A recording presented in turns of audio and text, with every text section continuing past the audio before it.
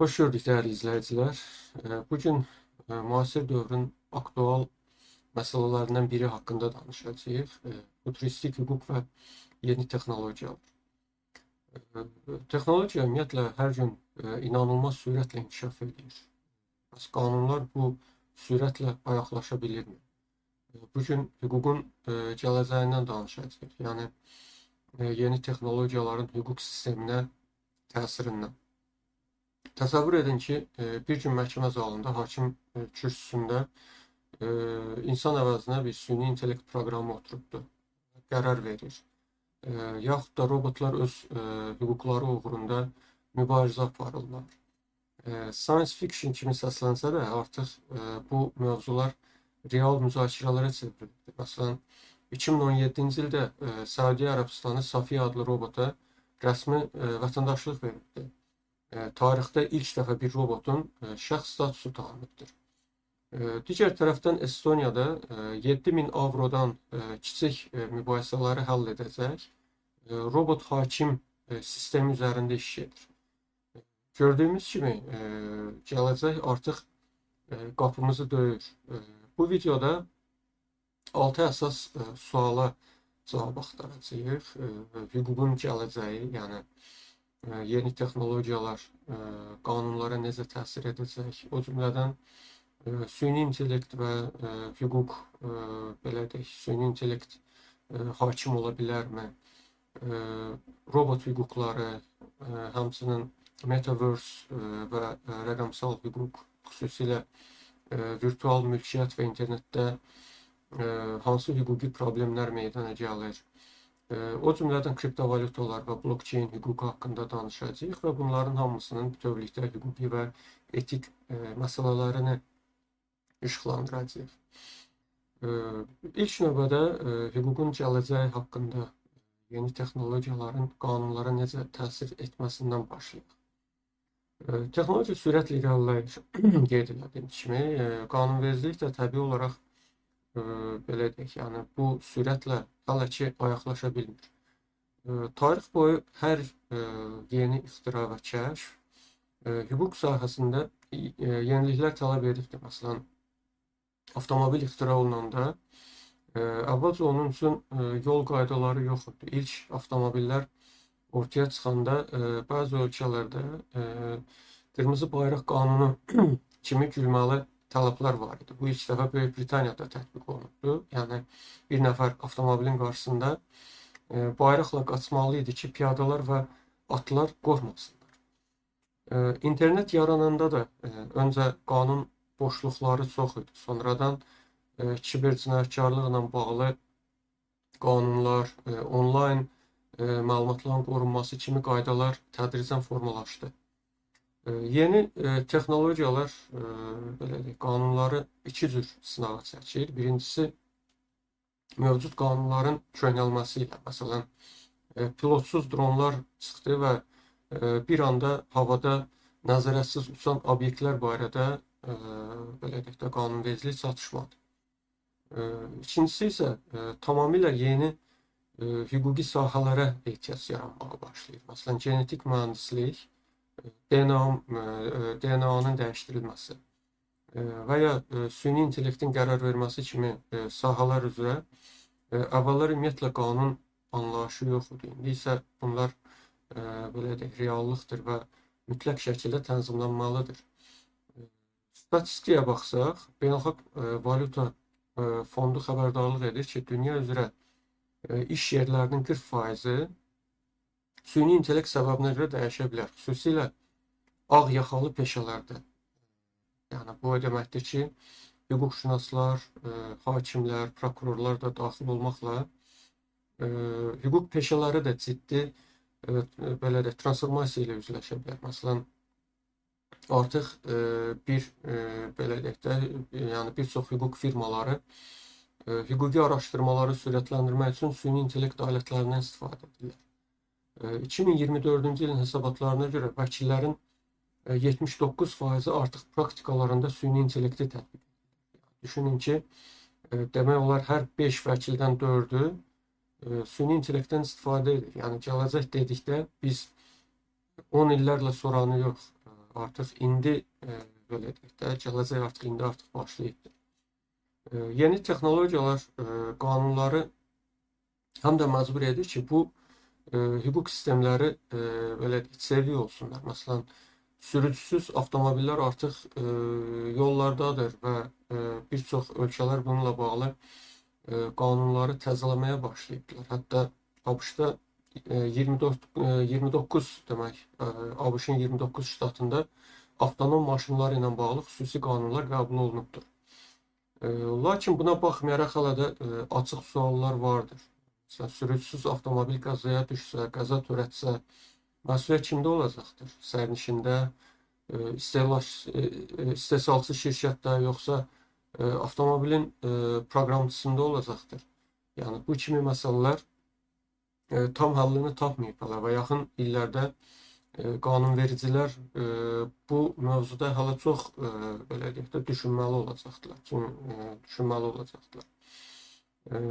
Gördüyümüz kimi texnologiya inkişaf etdikcə hüquq da durmadan bunun ayaqlaşmalıdır, yəni adaptasiya olunmalıdır. Əks halda qanun boşluqları yaranır və ədalət sistemi zərbə alır. Gələcəkdə bizi daha nələr gözləyəcəkdir? Belə deyək, yəni daha konkret mövzular üzrə, yəni futuristik hüququn detallarına baxaq. İlk növbədə süni intellekt məsələsinə toxunaq. Yəni, süni intellekt hakim ola bilər. Süni intellekt artıq həyatımızın hər sahəsinə daxil olur. Siri, Alexa kimi səs köməkçilərindən tutmuş, xəstəlik diaqnozu qoyan tibbi süni intellekt sistemlərinə qədər. Bəs məhkəmə sistemində süni intellektdən istifadə oluna bilərmi? Ümumiyyətlə, süni intellekt hakim ola bilərmi? Bu sual çox maraqlı müzakirələrə yol açır. Gəlin bu fikri bir anlıq xəyal edək. Məhkəmədəsiniz, qarşınızda nə emosiyaları olan bir insan, nə də yorulan biri vardır. Bunun əvəzində isə milyonlarla səhifə qanunu saniyələr içində analiz edən bir super kompüter hakim vardır. Səhv ehtimalı azdır, rüşvət almır, şəxsi qərəzi yoxdur. İlk baxışda əslində ideal görünür. Elə deyilmi? Əslində dünyada artıq süni intellekt məhkəmələrdə belə deyək, tətbiqə başlanılıbdır. Estoniya kiçik məbləğli yəni mübahisələrdə artıq süni intellekt hakim pilot layihəsinə start veribdir. Bu 7000 avroya qədər iddialarda kompüter proqramı gələcəkdə baxacaqdır və tərəflər sənədləri onlayn yükləyəcəklər və sistem qərar verəcəkdir. İstəsələr insan hakimi, yəni hakiminə də belə də şikayət edə biləcəklər. Çin də elektron məhkəmələr və süni intellekt əsaslı qərar sistemləri üzərində çalışır. Hətta Kolumbiyada bir hakim yaxınlarda ChatGPT süni intellektindən məsləhət olaraq qərar yazıbdır. Bunu açıq etiraf etdi. Yəni tədricən süni intellekt məhkəmə prosesində də belə deyək də yardımcı kimi daxil olacaqdır.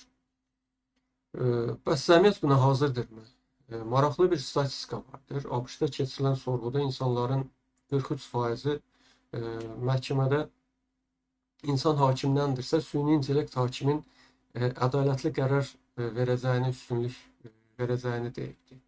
Deməli, bir çox insan hakimlərə tam etibar etmir. Onlarda qərəz və ya səhv payı görür. Həmin sorğuya görə Amerikalıların 80%-i indiki məhkəmə sisteminin ayrı seçkiliklə dolu olduğunu düşünür və hesab edir ki, süni intellekt hakim ön yargısız daha ədalətli ola bilər. Bu nəticə belə deyək, təəccüblü görünsə də göstərir ki, cəmiyyətdə süni intellekti müəyyən mənada etimad vardır. Ən azından insan qərəzindən bezən müəyyən bir belə deyək də kəsim sözümü süni intellektdə görür. Lakin digər tərəfdən süni intellektin də qərəzsiz olması belə deyək də, yəni təminat altında deyil. Süni intellektlər də insan yazdığı belə deyək də, proqram və məlumatlar əsasında işlədiyi üçün özündə insan qərəzini əks etdirə bilər. Məsələn, ABŞ-da bəzi məhkəmələrdə istifadə olunan Kompas adlı bir alqoritm belə deyək də, bu cinayətkarların təkrar cinayət törətmə riskini proqnozlaşdırır. Araşdırmalar göstərdi ki, bu süni intellekt qara dərili şəxsləri təkrar cinayət törətməyəcəkləri halda belə yüksək riskli kimi yanlış qiymətləndirməyə meyilli idi. Təxminən 45% halda. Ağdərili şəxslərdə isə bu göstərici 23% idi. Yəni süni intellekt də belə deyək, yəni tərəfsiz mələklər deyillər. Onların öyrədildiyi məlumatlarda tarixi ayrı seçkilik vardırsa, nəticələr də qərəzli çıxır. Bundan əlavə süni intellekt niyə belə qərar verdiyini izah etmir. Şəffaflıq çatışmazlığı vardır. Yəni məhkəmədə ədalətin olması üçün şəffaflığın olması mütləq şəkildə yəni zəruridir. Yəni qərarların əsaslandırılması vacibdir. Süni intellekt isə verdiyi qərarları əsaslandırır. Bir də hüquq məsuliyyəti məsələsi vardır. Əgər süni intellekt hakim yanlış bir qərar versə, onun nəticəsində təqsirsiz olan biri cəza alsa, bunun belə deyək də, məsuliyyətini kim daşıyacaqdır? Hesabını kim verəcəkdir? Robota cəza vermək məsələsi sual altındadır. Yəni robotu azadlıqdan məhrum edə bilmərik. Yəqin ki, proqramı hazırlayanlar məsul tutulacaqdılar buna, yəni bu məsələyə görə, amma bu da belə də hüquqda yeni konsepsiyaları tələb edir. Bu səbəbdən ekspertlər hesab edirlər ki, süni intellekt hələlik tamamilə insan hakimi əvəz etməməlidir. Ancaq qərar prosesində alət kimi faydalı ola bilər. Yəni ideal yanaşma süni intellekt hakimin köməkçi rolunda olmasını, yəni belə deyək də, onun böyük həcmdə məlumatları təhlil etməsi, mümkün qərar variantlarını göstərməsi, təbii olaraq son sözün insan tərəfindən verilməsini daha doğru olduğunu hesab edirlər.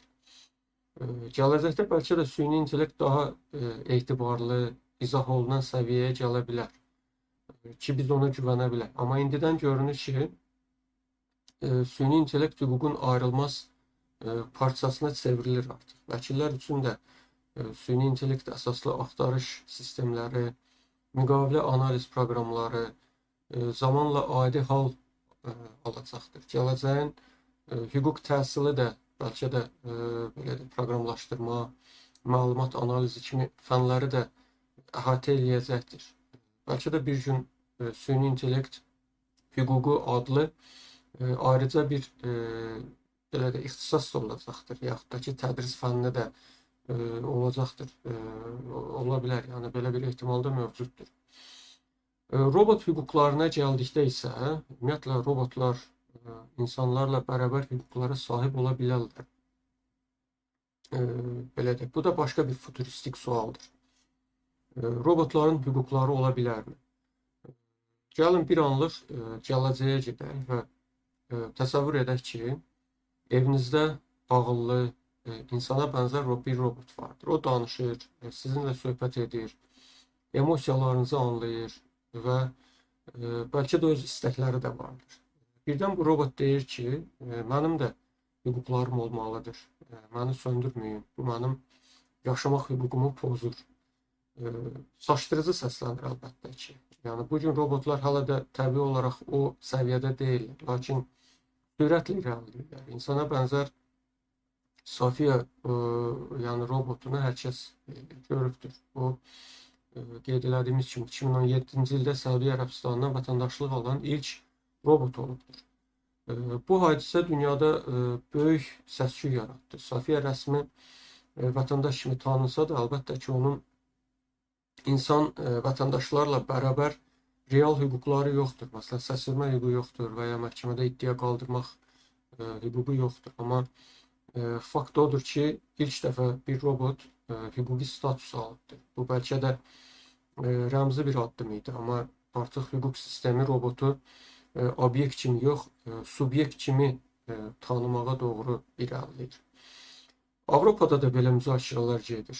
2017-ci ildə Avropa Parlamenti bir hesabatda təklif etmişdi ki, yüksək səviyyədə avtonom robotlara elektron şəxsiyyət statusu verilsin. Bu qeyri-adi səslənsə də məqsəd odur ki, belədir, ağıllı robot hansısa ziyan vurarsa, onu sığortalamaq, məsuliyyətə cəlb etmək mümkün olsun. Yəni robot da şəxs kimi məsuliyyətli olsun, zərər çəkən kompensasiya ala bilsin. Təsəvvür edin ki, avtonom bir robot kiməsə ziyan vurur. Hal-hazırda yəni mövcud qüvvədə olan qanuna görə istehsalçısı şirkət cavabdehdir. Elektron şəxs statusu olsa isə robotun özünün maliyyə məsuliyyəti ola bilər. Əlbəttə bu dolayısıyla robotun sahibinə və ya istehsalçısına bağlı olacaqdır. Lakin bu təklif belə deyək, birmənalı qarşılanmadı. 14 ölkədən 156 ekspert Avropa Komissiyasına məktub yazaraq robotlara şəxs statusunun verilməsi ideyasına qarşı çıxdı. Qeyd edirdilər ki, bu çox tələsik və təhlükəli addımdır. Robotların hərəkətlərinə görə bu insan məsuliyyətini zəiflədə bilər. Məsələn, şirkətlər robotu qabağa verər və günah məndə deyil, robotdadır deyə məsuliyyətdən qaça bilərlər. Robotlara hüquq vermək məsələsi belə deyək, təkcə məsuliyyət məsələsi deyil, həm də etik bir problemdir. Çünki bugünkü robotlar hələ şuurlu deyillər. Onlar sadəcə proqramlardır.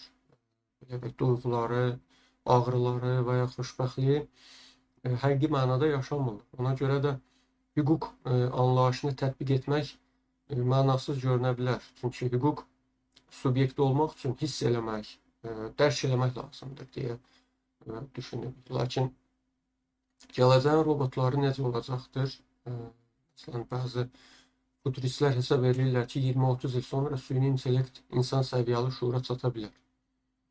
Hətta bəzi alimlər texnoloji fərd deyə bir konsepsiya irəli sürürlər. Yəni, süni intellekt özünü o qədər təkmilləşdirəcəkdir ki, insanı keçəcək.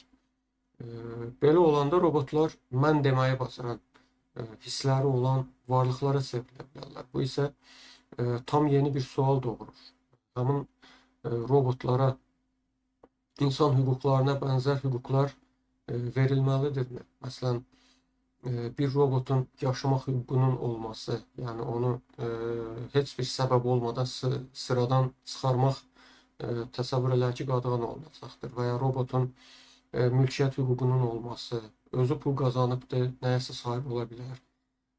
Əslində bu səviyyəyə çatmaq hələ uzaq gələcəyin işi kimi görünür, amma indidən bəzi etika üzrə mütəxəssislər robotların hüquqları mövzusunda müzakirələr aparırlar. Hətta robotların hüquqları haqqında konvensiya təklif edənlər də vardır. Belə bir hüquqi status verilməsi insan hüquqları tarixində inqilabi dönüş olacaqdır. İlk dəfə insan olmayan bir varlıq hüquq subyekti kimi tanınacaqdır.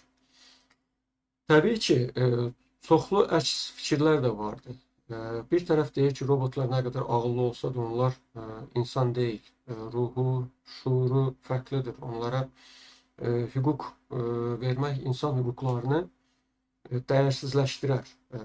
Digər tərəfdən isə qeyd olunur ki, əgər robot insandan ayırd edilməyəcək qədər ağıllıdırsa və hissləri təqlid edə bilirsə, ona obyekt kimi davranmaq mənəvi olaraq səhv olacaqdır. Bu mübahisələr hələ nəzəri səviyyədədir, amma unutmayaq ki, dünən nəzəri olan məsələlər sabahın reallığıdır.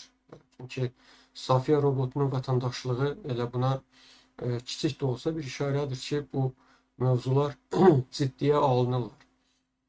Yəqin ki, yaxın 10 illiklərdə robot hüquqları haqqında beynəlxalq müzakirələr daha da artacaqdır. Bəlkə gələcəkdə robotlara qarşı ayrı-seçkilik qadağandır kimi belə deyək, qanunlarda görə biləcəyik. Bu biraz qorxulu, biraz da belə deyək, həyəcan vericidir. Siz necə düşünürsünüz? Robot dostumuza hüquq verərdinizmi? Şərtlərdə yazın, bu mövzunu müzakirə edək. Digər bir məsələ Metaverse və rəqəmsal hüquqla əlaqədardır. Ümumiyyətlə, virtual mülkiyyət, belə deyək də, yəni və internetdə hüquqi problemlər məsələsi. Metaverse son dövrdə çox eşitdiyimiz bir anlayışdır. Qısaca desək, Metaverse virtual reallıqda yaradılan kütləvi onlayn dünyaların bir növüdür. Bunu internetin növbəti mərhələsi kimi düşünə bilərik. Sanki internetin içində üçölçülü bir dünya var və biz öz avatarımızla orada gəzirik, işləyirik, əylənə bilirik. Yəni VR eynəkləri taxıb virtual ofisə gedirik. Deyək ki, dostlarla məsələn rəqəmsal parkda görüşürük, hətta virtual torpaq sahəsi alıb satırıq, ev tikirik. Bir qədər qəribə də gəlsə, qəribə də görünə bilər, ancaq insanlar artıq Metaverse-də virtual əmlak alıb satırlar. 2021-ci ildə Decentraland adlı virtual dünyada cəmi 500 kvadrat metrlik rəqəmsal torpaq parçası 2.4 milyon dollara satılıbdır. Rekord göstəricidir. Yəni bu rəqəmlər göstərir ki, bəzi insanlar virtual mülkiyyətə real mülkiyyət qədər dəyər verir. Bəs hüquq sistemi üçün bu nə deməkdir? Virtual mülkiyyət anlayışı hüquqda yenidir. Əgər siz real dünyada bir ev alsanız, qanunla mülkiyyət hüququnuz vardır. Kimsə icazəsiz girsə, bu pozuntu sayılır. Məsələn, mülkiyyət sənədləriniz vardır və s. Amma virtual aləmdə hansı qanun keçərlidir? Bax ki, siz Metaverse-də bir rəqəmsal ev aldınız, NFT şəklində. Birdən biri gəlib evinizə girdi və ya evinizə zərər vurdu. Bu, real dünyadakı belə deyək, basqın kimi qiymətləndirilə bilərmi? Yaxud virtual oğurluq anlayışı, kimsə sizin NFT-nizi məsələn oğurluyursa, bu hüquqi cəhətdən oğurluq hesab olunacaqdır. Hal-hazırda bu sualların tam cavabı yoxdur. Bəzi ölkələr kiber cinayət qanunlarına virtual əşyaların uğurluğunu da daxil etməyə başlayırlar. Məsələn, Cənubi Koreyada məhkəmə virtual oyun içində uğurlanmış əşyaları real dəyər kimi tanıyıbdır. Yəni, oyun hesabından uğurlanan qılınc üçün real kompensasiya qərarı çıxarmışdır. Bu illər öncə baş vermişdi və analoji işlər də artmaqdadır. Belə görünür ki, dövlətlər tədricən virtual mülkiyyəti də yəni hüquqi belə deyək, mühafizəyə almağa çalışacaqdır. Ümumiyyətlə, Metaverse-də hüquqi problemlər təkcə mülkiyyət ilə bitmir. Virtual dünyada davranış və cinayət məsələsi də çox müəmmalıdır. Məsələn, Metaverse-də iki avatar dalaşsa, biri digərinin avatarını öldürsə, bu cinayət sayılacaq mıdır? Yəni, real dünyada adam öldürməyə bərabər tutmaq olmaz, çünki heç kim bu zaman fiziki olaraq ölmür. Eyni zamanda, məsələn, virtual dünyada seksual təcavüz halları, belə deyək, təəssüf ki, artıq belə hadisələr xəbərlərə də çıxıbdır. VR mühitində bəzi istifadəçilər digərin avatarını təqib edib nalayiq hərəkətlər törədirlər. Hətta 2022-ci ildə bir qadın Metaverse-də avatarının virtual zorlamaya məruz qaldığını iddia edərək şikayət eləmişdi. Bu faktiki olaraq bədənə toxunma olmasa da VR avadanlıqlarla insan toxunuş hissini yaşayır, yəni travmatik ola bilər. Müasir qanunlarda belə deyək, cinsi təcavüz fiziki təmas tələb edir. Ona görə virtual hadisəni əhatə eləmir. Lakin seksual təqib anlayışı fiziki kontakt olmadan da mövcuddur və bəzi qanunlar bunu tənzimləyə bilər. Burada problem sübut və şəxsiyyət məsələsidir. Avatar arxasındakı adamı çətin müəyyən eləmək olacaqdır. Yəni, yurisdiksiyada qarma-qarışıqdır burada. Çünki hücum eləyən şəxs başqa ölkədən əgər daxil olursa, ona hansı qanun tətbiq olunacaqdır? Bir sözlə Metaverse belə də hüquqi vəhşi qərb kimidir. Sərhədsiz, qaydasız bir aləm. Hüquqşünaslar qeyd edirlər ki, hal-hazırda Metaverse-də 3 əsas hüquqi problem sahəsi vardır. Bunlardan birincisi ticarət və mülkiyyət məsələsidir. Belə ki, NFT-lər vasitəsilə rəqəmsal əmlak alqı-satqısı, o cümlədən həm də yəni rəqəmsal malların mülkiyyət hüququ məsələsi. Yəni real dünyadakı mülkiyyət qanunları virtual obyektlərə tam tətbiq olunmur. Bəzi ekspertlər qeyd edirlər ki, Metaverse-də sahiblik əslində tam sahiblik deyil. Bu sadəcə lisenziyadır. Platforma istəsə sizin aldığınız malı silə də bilər. Bu isə yəni investorlar üçün risklidir. Gələcəkdə yəqin ki, platformalar arası müqavilələr və beynəlxalq qaydalar tələb olunacaq ki, virtual mülkiyyət hüququ tanınsın. Digər tərəfdən məlumatın qorunması məsələsidir. Bu Metaverse-də belə deyək, biz daha çox şəxsi məlumatlar paylaşacağıq. Məsələn, mimikalarımız, davranışlarımız, hətta beynimizdən gələn siqnallar belə deyək də, yəni gələcəkdə əgər belə interfeyslər olsa, yəni bundan kənara çıxacaqdır. Məsələn, mövcud şəxsi məlumatların qorunması qanunları, məsələn, Avropanın GDPR-ı Metaverse-də demək tətbiq oluna bilər, amma belə deyək, praktiki tətbiqi çox çətin olacaqdır. Məsələn, avatarınız hansı ölkənin yurisdiksiyasına aiddir? Məsələn, server hardadır, oranınmıdır, yoxsa istifadəsinin olduğu yerə mi aiddir? Yəni bu hamısı həllini tapmalı olan suallardır. Və üçüncü məsələdə istifadəçi davranışları və məsuliyyət ilə əlaqədardır. Yəni qeyd etdiyimiz kimi avatarın cinayət törətməsi, deyək ki, təhqir, təcavüz, oğurluq kimi hallar boşluqlardır, hüquqi boşluqlardır. Bəlkə də avatarların da bir növ hüquqi şəxsiyyəti olacaqdır ki, onlara qarşı iddia qaldırılsın. Əks halda anonimlik arxasında gizlənən real şəxsləri məsuliyyətə cəlb etmək çətinləşəcəkdir. Platformalar öz qaydaları ilə istifadəçiləri cəzalandıra bilərlər. Məsələn, ban edə bilərlər, amma bu hüquqi proses deyil. Yəni bu sadəcə korporativ qaydadır. Metaverse iqtisadiyyatın belə deyək, böyüklüyün də yəni bu iqtisadiyyatın böyüklüyü də nəzərə alınmalıdır. Çünki McKinsey şirkətinin hesablamalarına görə 2030-cu ilə qədər Metaverse iqtisadiyyatının 5 trilyon dollara qədər dəyər yaratmaq potensialı var. Təsəvvür edin, yəni trilyonlarla dollarlıq dəyər olan yerdə əlbəttə dövlətlər əl-ayaqda durmayacaqdır. Onlar belə deyək də vergisini, nəzarətini tətbiq etməyə çalışacaqlar. Artıq bəzi ölkələr NFT satışlarından vergi almağa da başlayıbdılar. Bəziləri isə kriptovalutaların istifadəsinə belə deyək, məhdudiyyətlər gətirirlər. İndi hal-hazırda birazdan o haqqda da danışacağıq. Yekun olaraq Metaverse ümumiyyətlə geniş anlamda, yəni rəqəmsal aləm hüquq qarşısında tamamilə yeni problemlər qoyur. Beynəlxalq əməkdaşlıq çox vacib olacaqdır, çünki internet sərhəd tanımır. Ola bilsin gələcəkdə virtual aləmdə davranış kodeksi kimi qlobal konvensiyaları da görəcəyik. Yəni hər birimiz də virtual mühitdə davranışımıza görə məsuliyyət daşımağı öyrənməliyik. Sanki real dünyada qanuna tabe olduğumuz kimi, virtual dünyada da yəni etik və hüquqi çərçivələr formalaşmalıdır. Kriptovalutalar və blockchain hüququna gəldikdə isə bu gələcəyin hüquqlarının, daha doğrusu gələcəyin iqtisadiyyatının tənzimlənməsi ilə əlaqədar olan məsələlər.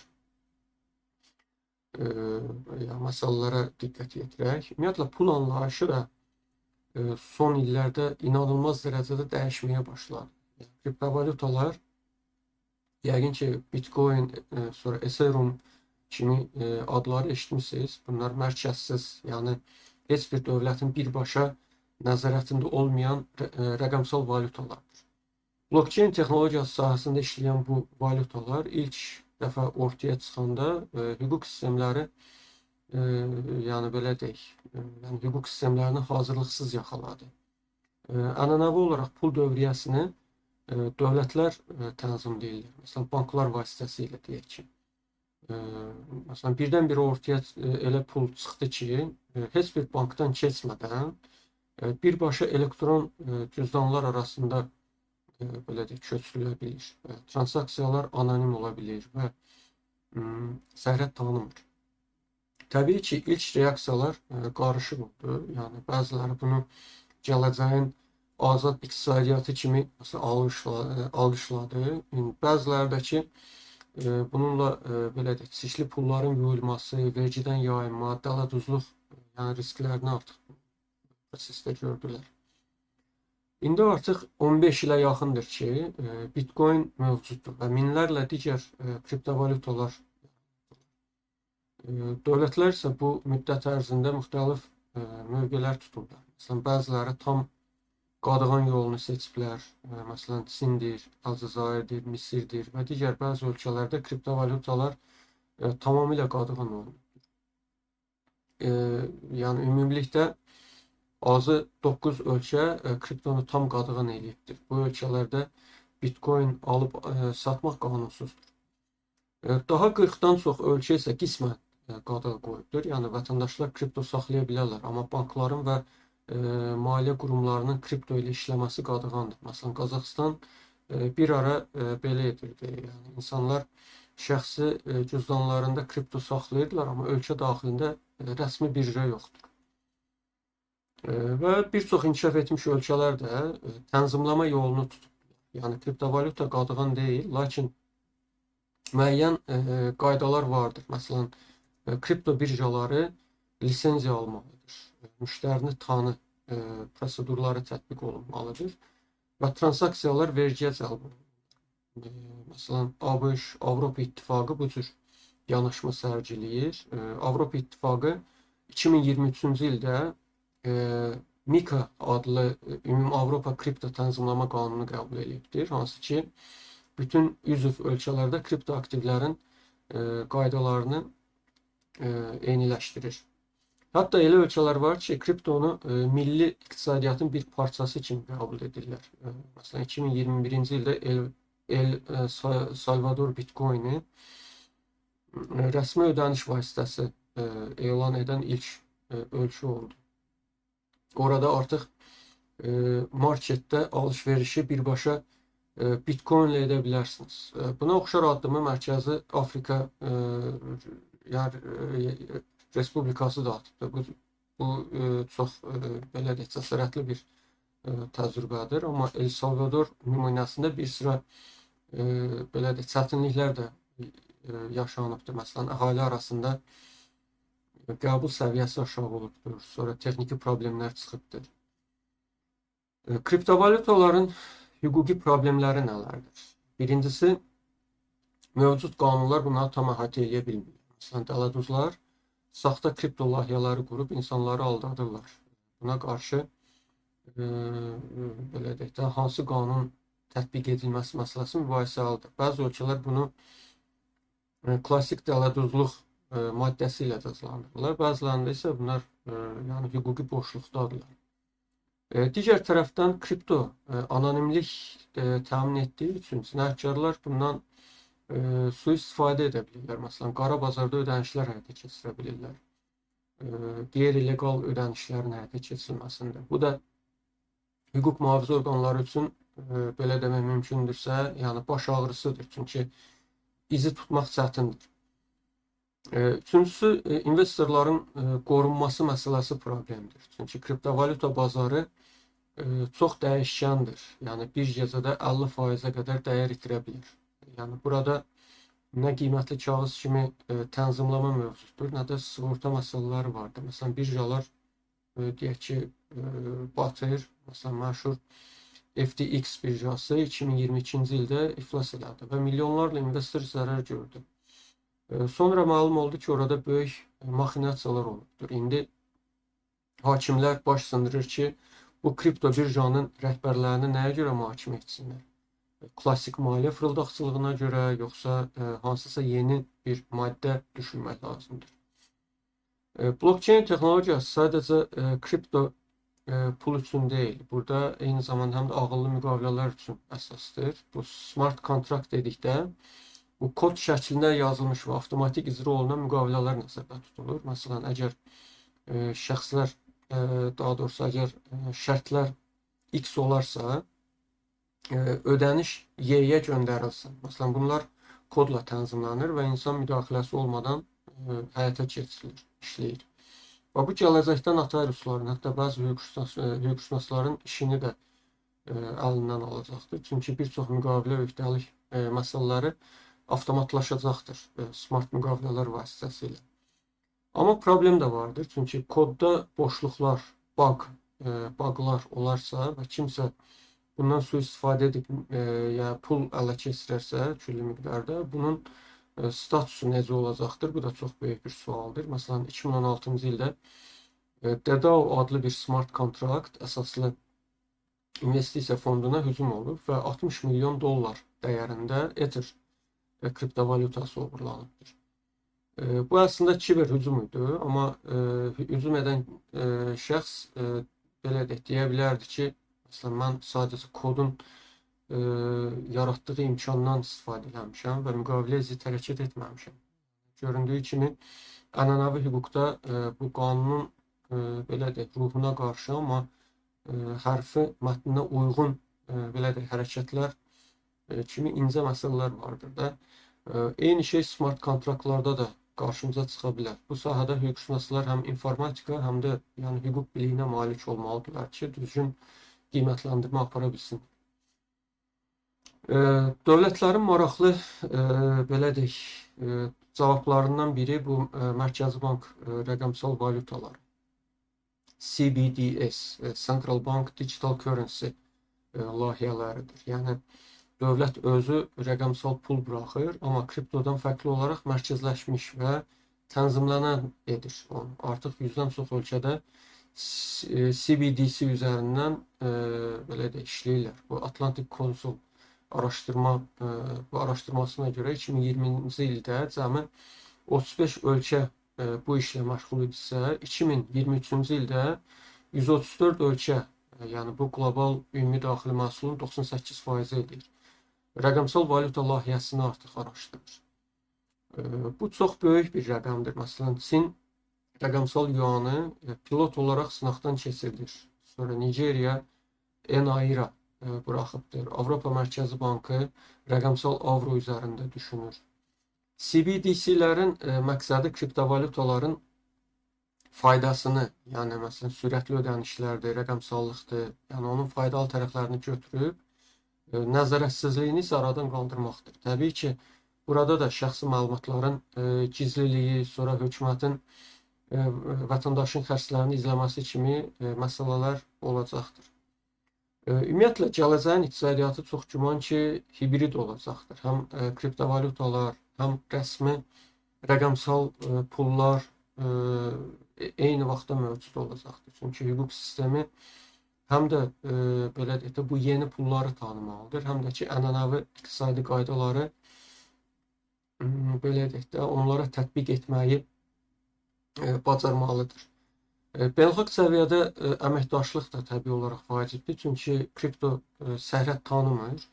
Artıq böyük 20-lik ölkələri kripto tənzimləməsi barədə ortaq prinsiplər müzakirə edirlər. Ola bilsin ki, gələcəkdə kripto nizamnamə də görəcəyik. Ancaq unutmamalıyıq ki, blockchain təkcə risk deyil, eyni zamanda həm də fürsətdir. Yəni, misal üçün, Estoniya kimi ölkələr blockchain-i dövlət reyestrlərində istifadə edirlər. Yəni, sənədləri tam güvənli hala gətirmək üçün. Yəni, hüquq yalnız qadağa yox, həm də innovasiyanı belə də öz xeyrinə tətbiq etməyə bacarmalıdır. Etik məsələlərə gəlincə, bu belə də gələcəyin hüququ hansı problemlər ilə, hansı etik problemlər ilə üzləşəcəkdir. Yəni, indiyə qədər konkret sahələr üzrə danışdıq. İndi isə ümumilikdə bu etik və hüquqi problemlərə diqqət yetirək. Bu gələcəyin hüquq sistemi nələr ilə üzləşəcəkdir. Ümumiyyətlə, texnologiya irəlilədikcə qanun qarşısında təkcə hüquqi deyil, mənəvi dilemmalar da ortaya çıxır. Birinci vacib məsələ süni intellektin etikasıdır. Daha əvvəl qeyd elədiyimiz kimi, süni intellekt hakim mövzusunda biz qərəz məsələsinə toxunduq. Süni intellektlərin verdikləri qərarlarda şəffaflıq və ədalət təmin olunmalıdır. Bu qara qutu black box problemindən çəkinmək lazımdır. Yəni süni intellekt elə mürəkkəb olur ki, öz qərarını insanlara izah edə bilmir. Bu hüquqda belə deyək, qəbul olunmaz vəziyyətdir. Çünki belə deyək də, hüquq yəni qərarlar mütləq şəkildə əsaslandırılmalıdır. Məsələn, bankın deyək ki, süni intellekt sistemli məsələn kredit müraciətinizi məsələn bank rədd edir və səbəbini də sizə demir. Yəni səbəbini öyrənə bilmirsiniz. Belə hallarda yəni belə hallara qarşı bəzi yurisdiksiyalarda alqoritmik şəffaflıq tələb edən qanunlar hazırlanır. Məsələn, Avropa Birliyinin Süni intellekt aktı adlı bir qanun layihəsi üzərində işləyir. Bu yüksək riskli süni intellekt sistemləri ciddi belə deyək, tələblər qoyulacaqdır onların üzərində. Digər tərəfdən məsuliyyət və hesabatlıq da böyük bir etik problemdir. Tutaq ki, süni intellektlə idarə olunan bir cərrah robot əməliyyat zamanı səhv edir, xəstəyə zərər yetirir. Və burada belə deyək də, məsuliyyət kim üzərindədir? Yəni səhvi kim edibdir? Əgər robotda qüsur vardırsa, bu istehlakçısı şirkət cavabdehdir. Yox, əgər robot öz süni intellekt qərarı ilə yanlış edibdirsə, bu qərara görə kim cavab verəcəkdir? Bu accountability gap deyilən bir şey vardır. Yəni məsuliyyət boşluğu. Hüquq bunu doldurmalıdır ki, zərər çəkmiş də ortada qalmasın. Yəni ola bilsin ki, gələcəkdə qanunlar müəyyən edəcəkdir ki, yüksək avtonom süni intellekt sistemlərinin sahibi onun hərəkətlərinə görə yəni birbaşa məsuliyyət daşısın. Yəni eyni ilə ev heyvanlarının məsələn vurduğu ziyana görə sahibinin cavab verməsi kimi. Həmçinin məlumat gizliliyi də gələcəyin mühüm etik məsələlərindəndir. Bu IoT əşyaların interneti belə deyək, hər yerdə məsələn kameralardır, üz tanınma sistemləridir. Artıq indidən fərdi həyatımıza nüfuz eləyibdir. Gələcəkdə daha da inkişaf etmiş nəzarət texnologiyaları olacaqdır təbii ki. Məsələn, bir şirkət süni intellekt vasitəsilə işçilərin e-maillərini, hətta üz ifadələrini izləyib performans dəyərləndirməsi həyata keçirdə bilər. Məsələn, bu etikdirmi? Məsələn, yəni sərhədləri necə müəyyən etməliyik? Yəni bu məsələlərdə Çin kimi ölkələr kütləvi məsələn nəzarəti belə deyək də genişləndirsə də, Avropada bu GDPR kimi yəni qanunlarda sərhədlər çəkilir. Məsələn, ABŞ-da da bu Kaliforniyada Consumer Privacy Act kimi qaydalar vardı. Yəqin ki, gələcəkdə də bu şəxsi məlumatların belə deyək də mülkiyyəti kimi anlayışlar daha da güclənəcəkdir. İnsanlar öz datalarının sahibi olmağı tələb edəcəklər və onun istifadə olunmasına görə hüquqları tanınacaqdır. Digər tərəfdən bioetika və hüquq məsələləri, bu texnologiya tək kompüter deyil. Burada biotexnologiya sahəsində də hüquqi etik məsələlər ortaya çıxır. Məsələn, bir misal deyək, bu 2018-ci ildə Çinli bir alim genetik redaktə olunmuş körpələrin doğulduğunu elan etdi. Dünyada bu çox böyük bir ajotaj yaratmışdı o dövrdə. Yəni uşaq doğulmadan onun genlərini dəyişdirmək mümkündür. Yəni bu etikdirmi? Çoxları dedi ki, yox, bu Allahın belə deyək, rolunu oynamaqdır. Yəni təhlükəlidir. Həmin alim Çində qanunu pozduğuna görə həbs olunmuşdu. Amma bu hadisə göstərdi ki, texnologiya artıq buna imkan verir və qanunlar çox yerdə buna hazır deyillər. Məsələn, klonlaşdırma, klonlama məsələsi da buna bənzər bir haldır. Məsələn, hazırda əksər ölkələr insan klonlamağı qadağan edən qanunlar qəbul ediblər. Lakin elmi inkişaf bugün bunu belə deyək, asan və mümkün etsə və bəzi etik suallar yenidən gündəmə gələcəkdir. Yəni klon insan tam hüquqlu insan sayılacaqmıdır? Fikirlərinizi rəydə bildirə bilərsiniz. Sonra transhumanizm məsələsi, yəni belə deyək, texnologiya vasitəsilə insan qabiliyyətinin artırılmasından söhbət gedir. Bu gələcəkdə bionik əl, qol, ondan sonra göz implantları adi hal ala bilər. İnsanlar öz sağlam bədən üzvlərini daha güclüsü ilə əvəz etmək istəyəcəklər. Məsələn, daha yaxşı görmək, daha sürətli qaçmaq. Məsələn, deyək ki, bu idman yarışlarında necə tənzimlənəcəkdir? Bəlkə də deyək ki, Olimpiya Komitəsi bu kiborg atletlərin ayrıca yarışını keçirməli olacaqdır. Hüquq baxımından isə, məsələn, əgər bir şəxs bionik qola sahibdirsə və həmin kibernetik qol ilə kiməsə xəsarət yetirirsə, bunu adi xəsarət kimimi, yoxsa təhlükəli alətdən istifadə kimimi qiymətləndiriləcəkdir. Yəni, bu da belə deyək də, hüquq texnologiyasında, daha doğrusu hüquq terminologiyasında müəyyən dəqiqləşdirilmələrin gətirilməsini tələb edir. O cümlədən avtonom silahlar, killer robotlar, məsələn, bunlar deyək ki, xüsusi diqqət tələb edən yenə də etik problemlərdir. Yəni, artıq dünyada bəzi ordular yarı avtonom dronlardan istifadə edirlər. Məsələn, tam avtonom, yəni öz hədəfini özü seçən və atəş aça bilən öldürücü sistemlər də belə deyək də, prototip mərhələsindədir. Bu BMT-də illərdir müzakirə olunur ki, belə silahları qadağan edən beynəlxalq müqavilələr olmalıdır. Məsələn, bir ölkə, belə deyək də, məsələn, ölkələrin bəziləri qadağan edilməsinin tərəfindədir. Lakin əsasən böyük hərbi güclər tərəddüd edirlər və ortaq qərar alınmır. Etik baxımından ölüm qalım qərarını, yəni bir maşına vermək, təbii olaraq çoxlarının gözündə qəbul edilməzdir. Yəni, bu müharibəni dehumanizasiya edir. Yəni, insan faktorunu aradan götürür. O cümlədən məsuliyyəti dağıdır. Çünki hüquqi tərəfdən belə deyək də, belə silahlar beynəlxalq humanitar hüquqa, yəni humanitar belə deyək, müharibə qanunlarına sığmır. Çünki mülki şəxslərlə döyüşçünü ayırd etmək, yaxud da ki, zərəri ölçüb qərar vermək kimi, yəni incə məsələləri maşınlar bəlkə də doğru edə bilməz. Ən əsası məsuliyyət avtonom robot, yəni kütləvi qırğın törədərsə, onu kim məhkəməyə verəcəkdir? Buna görə də insan nəzarəti olmadan silah olmaz, yəni prinsipi, belə deyək də, bu prinsipi hüquqa daxil etmək, yəni hesab edirik ki, zəruridir. Gələcəkdə inşallah, yəni bu barədə beynəlxalq hüquq normaları da qəbul olunacaqdır. Yoxsa texnologiya burada da bizi belə deyək, aşacaqdır, keçəcəkdir.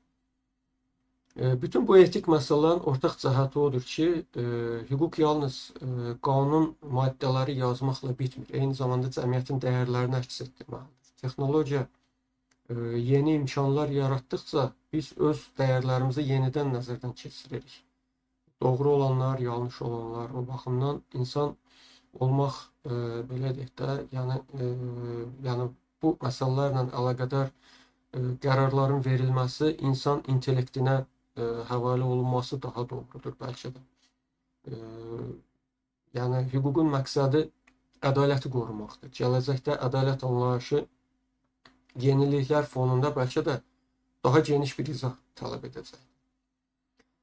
Gələcəyin hüququ bizi belə də həyəcanlandırdığı qədər də düşündürən bir mövzudur. Yəni, hüquq və gələcək dedikdə görürük ki, süni intellektdən tutmuş robotlara, virtual reallıqdan tutmuş, yəni genetik inqilablara qədər hər sahədə hüquq sistemi sınaq qarşısındadır. Bəlkə də indidən başlayaraq 50 il sonranın belə deyək də, yəni məhkəmə zalını əgər xəyal etsək, çox şey dəyişmiş olacaqdır. Yəni təsəvvür edək ki, məsələn, yanında süni intellekt köməkçisi olan hakimlər, ondan sonra məsələn virtual reallıqda keçirilən məhkəmə iclasları, hətta bəlkə robot və insanlar arasında hüquqi mübahisələr. Amma hər bir halda dəyişməyən bir şey vardır.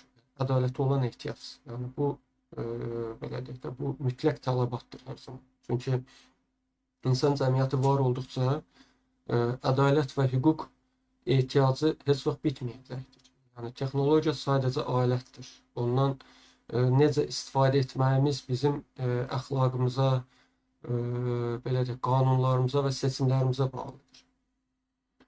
Burada hər birimizə iş düşür. Yəni gələcəyin hüquq problemləri təkcə vəkillərin, hakimlərin belə deyək, dərdi deyil. Hamımızın həyatına təsir edəcəkdir. Ona görə texnoloji savadlılığı artırmaq və hüquqi maarifləndirməni gücləndirmək vacibdir. Məsələn, əgər süni intellektdən istifadə edirsinizsə, onun etik tərəfini də düşünməlisiniz. Yəni fərdi məlumatlarınızı paylaşarkən belə deyək də hüquqlarınızı da yəni bilməlisiniz. Valideynlər, müəllimlər, belə deyək, gənc nəsli həm texnologiyanı öyrənməyə, həm də onun yəni məsuliyyətli istifadəsinə belə deyək, yönləndirməlidirlər. Qanunvericilər isə təbii olaraq belə deyək də bu videoda yəni danışdığımız mövzulara indidən diqqət ayırmalıdırlar. Xüsusilə proaktiv qanunlar hazırlamalıdırlar ki, sonradan yəni problem çıxanda reaksiya vermək gec olur. Sonda belə deyək, unutmamalıyıq ki, qanunlar bizim cəmiyyət olaraq dəyərlərimizin güzgüsüdür. Əgər istəyirsə, gələcək texnoloji dünyada da insan ləyaqəti, azadlığı, ədalət qorunsun, onda bu dəyərləri belə deyək, qanunlarda əks etdirməliyik. Texnologiya nə qədər futuristik olsa da, hüququn əsas məqsədi dəyişmir. Ədaləti təmin etmək, insanları qorumaq, nizam-intizamı yaratmaq, hüququn əsas hədəfləri bunlardan ibarətdir. Yəni sadəcə vasitələr dəyişirlər. Belə deyək, gələcək gəldi demədən, yəni onu formalaşdırmaq üçün bu gün hərəkətə keçməliyik. Siz də bu mövzuda fikirlərinizi bizimlə bölüşə bilərsiniz. Məsələn, sizcə robotlara hüquq verilməlidirmi? Yoxsa bu absurd bir belə deyək də yanaşmadır? Yaxud da ki, süni intellekt hakim olsaydı əgər ona etibar edərdinizmi? Fikirlərinizi şərhlərdə bildirə bilərsiniz. İzlədiyiniz üçün təşəkkür edirəm. Gələcək videolarda da başqa maraqlı mövzulara yenə də toxunacağıq. Növbəti mövzularda görüşənə qədər unutmayın ki, gələcək bizim hamımızındır və biz onu indidən yaradırıq. Sağ olun. Görüşənə dək.